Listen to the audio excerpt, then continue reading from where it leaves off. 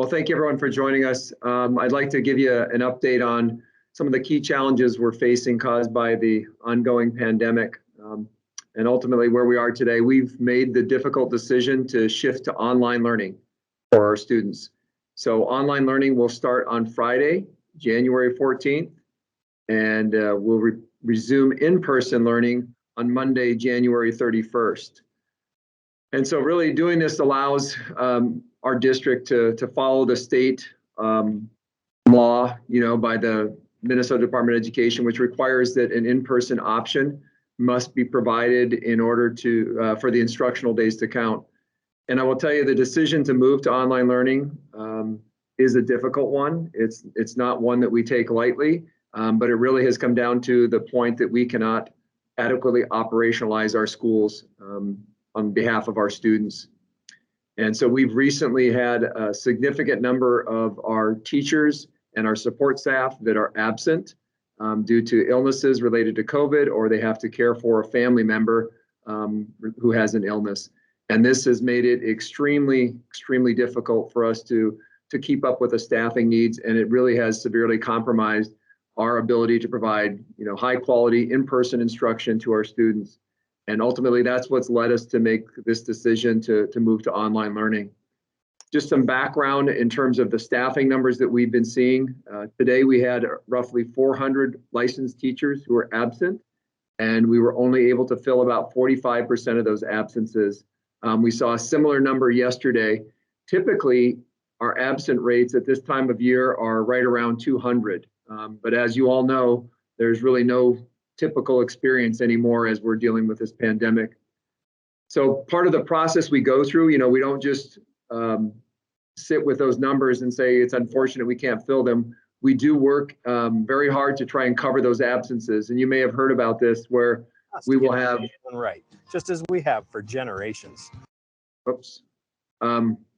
We have our building principals who will work within their internal staff to see if they can combine classes when there's an absence of a teacher that cannot be filled. They will also ask for teachers who've done an amazing job to support covering classes or assisting during their preparation time and giving up their prep time, as well as having many of our other licensed staff on site who are able to cover and support. Even after doing that, we still then look at deploying additional staff who we might have in central office for coverage. And even through all of that, coverages range from about 40 to 70%, where again, looking at historically what we've been able to do when we experience several absences is cover closer to 90 to 95. So we're just at a point where it's not sustainable. And I should note that these absences we're talking about do not even include our office staff, our special education assistants, our elementary support professionals, custodians, lunchroom, cafeteria support. So our bus drivers, our administrators, the other support staff that are also the lifeblood of our schools. So we're just at a very, very critical time and moment, and know that this is not an easy decision for us to go to this space, but it's where we are. I should also note that we've seen some challenges with our students' attendance as well. We had some of our high schools had as many as 60% of their students absent last Friday. And in many cases, we're hearing feedback because parents are concerned, or they want to keep their children home because they just don't know what the impact of the virus is, as well as the learning kind of situation is not optimal for students. So what can be expected? What I can tell you is that we are making our announcement today, and what we will hopefully have happen is that families will get this information, and then tomorrow, staff will be obviously in person tomorrow. So we're again expecting a reduced number of staff available, but we need to give that time for families to kind of prepare for this. So tomorrow we anticipate that where we're able, we'll have teachers working with students to make sure that they have the additional learning materials, resources, check to make sure that they have their technology and the students have access to the online learning platforms. So really spending time focusing on preparing our students who are in school tomorrow to have the necessary information and materials so that they can engage in online learning at home. And then on Friday, our staff will actually will begin our distance learning, and staff will be focused on connecting with students, making sure that they have that connectivity online, setting up those routine and rituals, connecting with families, troubleshooting technology, developing some of those lesson plans for online learning. The schedule of this day, will be somewhat flexible so that our students and our staff can really relearn those online strategies and techniques so that they can ensure that they have some consistency moving forward. And staff will communicate with families what's to be expected on Friday, but that's just kind of the general expectation. And then from there, following the weekend and the extended day off with a holiday for Martin Luther King Jr.'s birthday, we'll start up on Tuesday with a more traditional regular school schedule, and students will be able to have that interaction connectivity with their teachers consistently throughout the rest of our distance learning duration.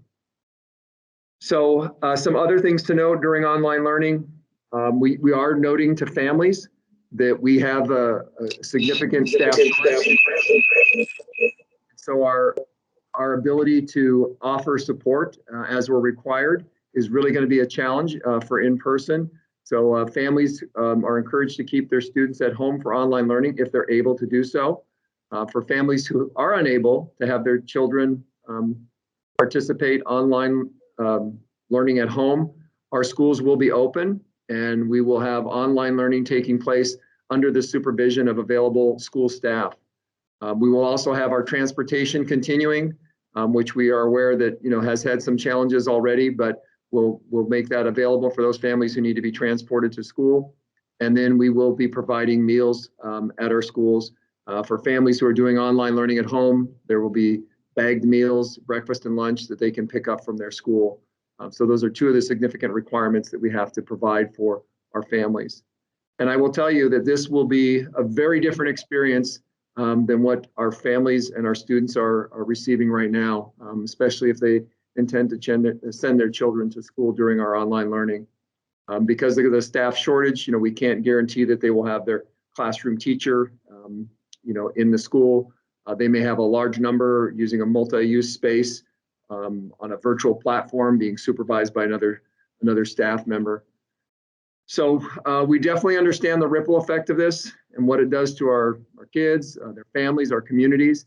I was just on a conversation with my colleague, Superintendent Al Bangora with the Minneapolis Parks and Recs, and they're experiencing challenges as well. We're trying to work together to see how we could still provide whatever support we can for our students and our families in the community. But we've reached our tipping point. And so as much as we did not want to move to this space, this is where we are. And I just greatly appreciate all of our staff for their commitment to our students during this difficult time and the work that they've been doing to try and maintain in-person learning for our students as much as possible.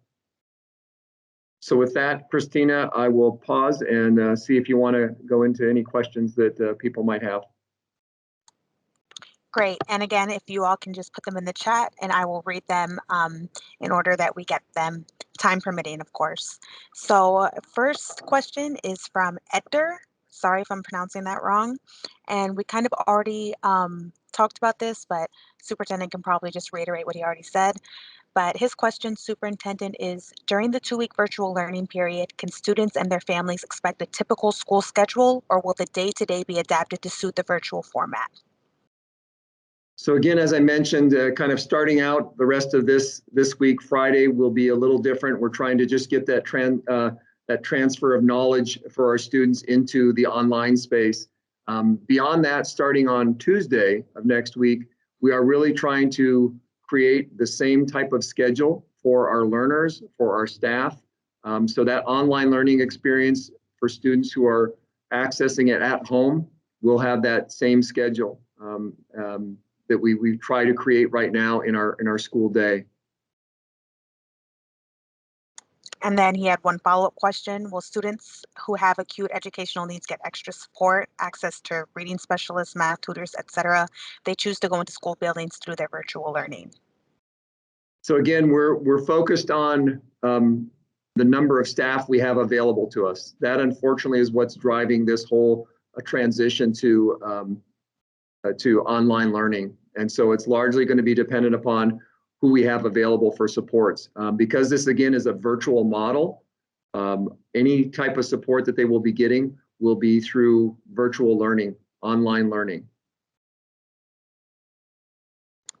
And that's the only question I see in there at this time. Does anyone have any other questions?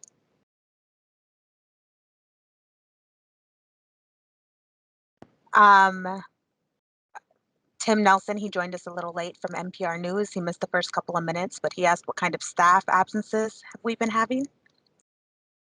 Sure. So we've been, again, constantly dealing with this ebb and flow of absences from staff for staff. Specifically, our licensed teachers. We had approximately 400 teachers who were absent both today and yesterday. And the difficulty is that we were only able to fill about 45% of those absences.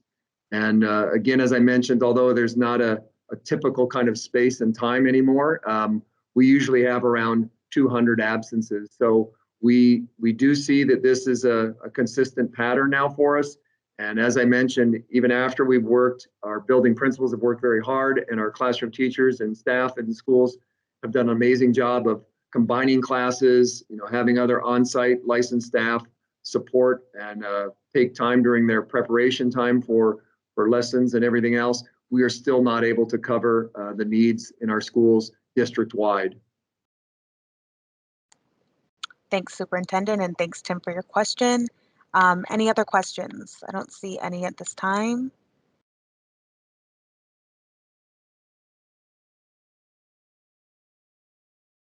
All right, I'm going to take that as no one has any further questions. So looks like we can wrap up a little early. Thank you so much. Oh, do we expect to reassess? Yeah, so this is the space we are in right now. We made the decision to have an ending point, planning to return to in-person learning on January 31st. But obviously, we will, if there is a change in the return date, we'll notify our families as soon as possible.